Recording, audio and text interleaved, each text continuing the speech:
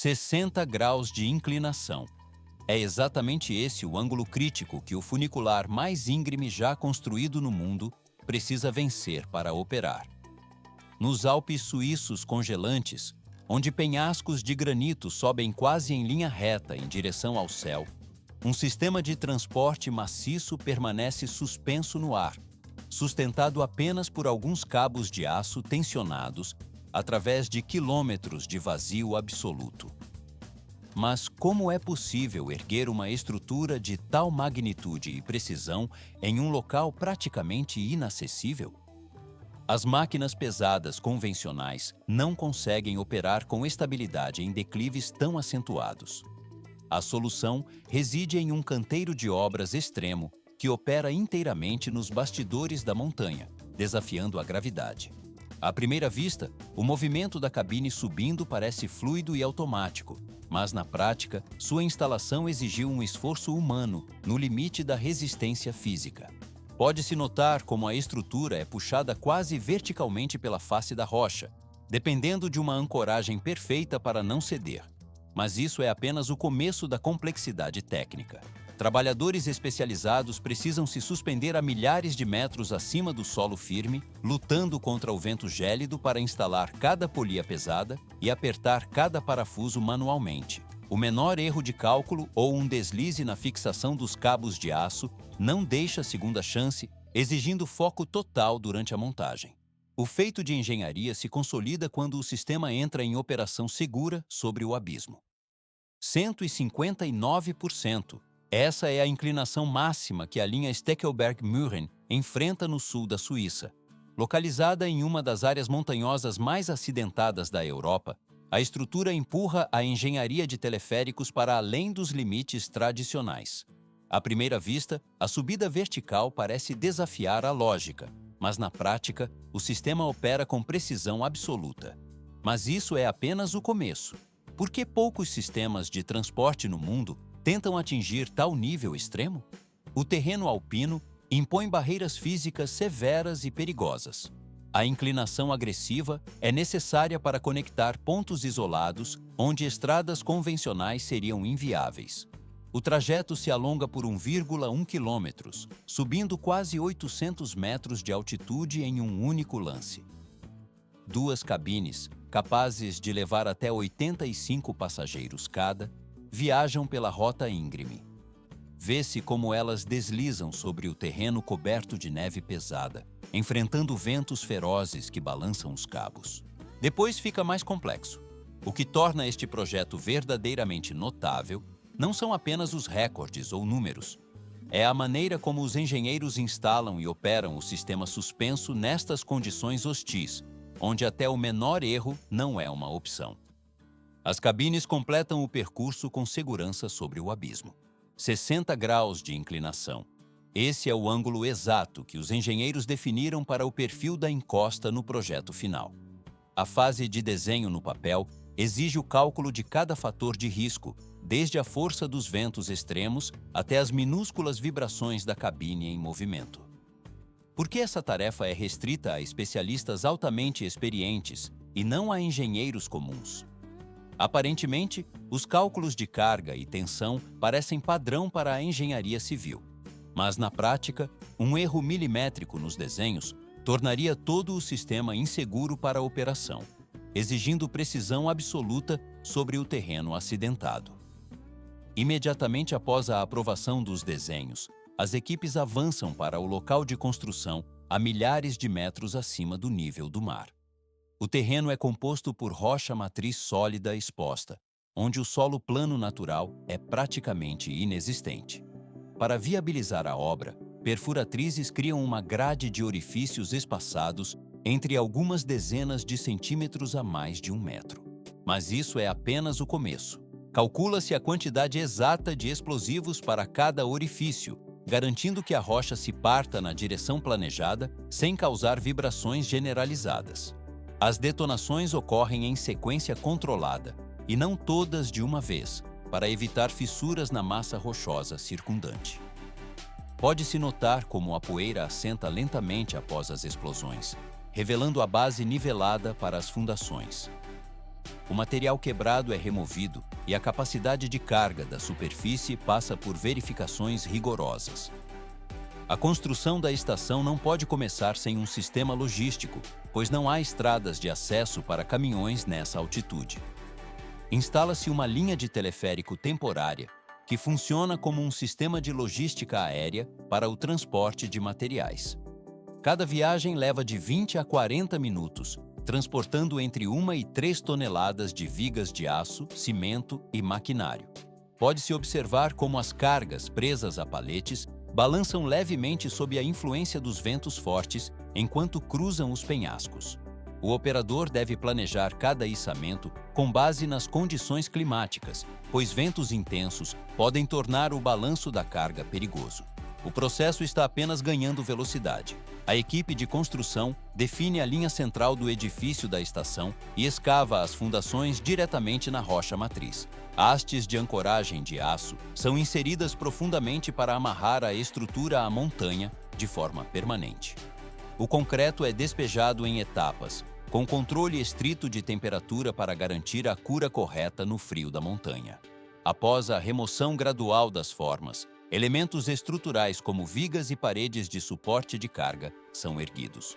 Sobre essa base, instalam-se grandes armações de aço para suportar as polias e o equipamento mecânico, ajustando cada elevação com precisão milimétrica. Reparos a essa altitude seriam extremamente difíceis, exigindo acerto na primeira tentativa.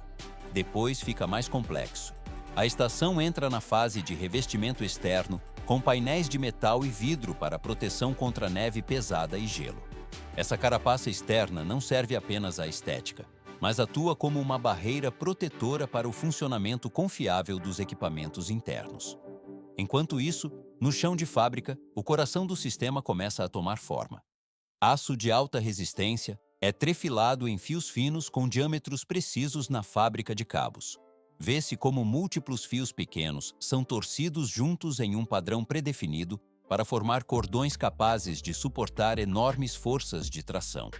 O sistema de prensagem e compactação estabiliza a estrutura interna do cabo, enquanto camadas de lubrificação são aplicadas para resistir à corrosão. Cada bobina maciça de cabo passa por testes rigorosos de força e alongamento antes de sair da fábrica. O transporte dessas bobinas, que pesam dezenas de toneladas, exige guindastes pesados e reboques de plataforma baixa especializados.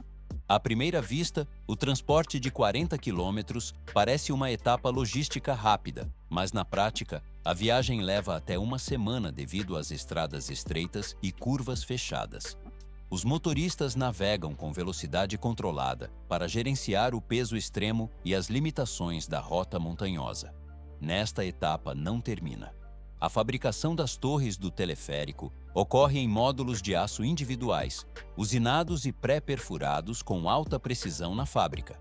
Como o terreno é inacessível para veículos terrestres, helicópteros içam cada seção da torre até o ponto de instalação na encosta da montanha. A montagem ocorre de baixo para cima, com cada módulo sendo baixado e fixado por centenas de parafusos de alta resistência. Torquímetros aplicam a força de aperto exata em uma sequência específica para garantir a integridade estrutural. Antes de instalar a próxima seção, a equipe mede o alinhamento vertical com equipamentos de topografia especializados. Qualquer desalinhamento na base se amplificaria drasticamente no topo da torre, comprometendo a passagem dos cabos. Conjuntos de rolos de guia, pesando centenas de quilogramas, são então instalados e ajustados no topo da estrutura. O processo transita para a instalação dos cabos, começando com uma corda temporária mais leve guiada por helicóptero através das torres. Essa corda piloto puxa cabos progressivamente mais pesados, até que o sistema tenha força suficiente para arrastar o cabo principal de aço. Guinchos de alta capacidade na estação controlam a força de tração montanha acima, enquanto sistemas de frenagem na extremidade oposta mantêm a tensão. Pode-se notar como o cabo permanece suspenso no ar, sem tocar o solo ou a face da rocha durante todo o percurso. A velocidade de tração é extremamente lenta e monitorada continuamente, pois cada metro de cabo carrega cargas enormes. Tudo só se complica. Após o posicionamento final, Inicia-se a etapa de emenda manual do cabo diretamente na linha. Trabalhadores operam em plataformas suspensas, protegidos por redes de segurança, a centenas de metros do chão. As extremidades do cabo são unidas entrelaçando cada feixe de fios de acordo com uma sequência predefinida, criando um loop contínuo sem pontos fracos mecânicos. A fabricação das cabines ocorre simultaneamente, com designs personalizados baseados na capacidade de carga e velocidade da rota. Estruturas de ligas de alumínio e aço leve recebem painéis externos, vidros de segurança e sistemas de portas. Antes do transporte, verifica-se a vedação e a resistência estrutural de cada unidade. As cabines são transportadas para a base da montanha e, em áreas sem acesso, içadas por helicóptero até os pontos de instalação.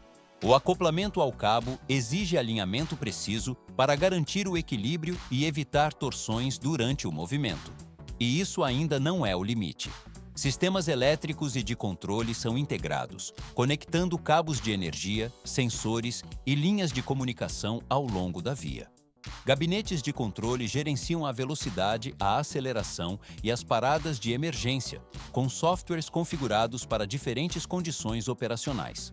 A unidade de acionamento principal, composta por motores elétricos de alta potência e redutores, transmite o torque diretamente ao cabo. O sistema de acionamento deve operar suavemente sob cargas pesadas, mantendo o controle preciso da velocidade. Freios múltiplos garantem a parada segura tanto em operações normais quanto em emergências.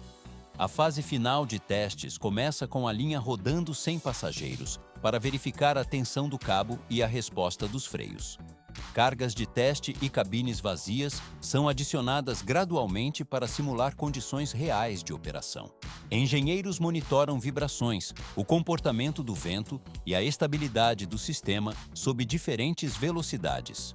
O teleférico atinge a conformidade operacional somente após a aprovação em todos os testes de segurança. Centenas de esboços convergem no instante em que o sistema desperta. Desde o design inicial até a ancoragem, o processo é vasto. À primeira vista, o teleférico parece singelo, mas na prática esconde uma engenharia complexa. Mas isso é apenas o começo. Porque a revisão dos mecanismos é vital. A segurança depende da calibração exata de cada peça antes do uso. Pode-se notar as cabines iniciando a marcha sobre as roldanas alinhadas. O projeto atinge sua forma final, cobrindo as etapas principais da obra com precisão técnica absoluta. O mecanismo completa a jornada, pronto para a operação contínua.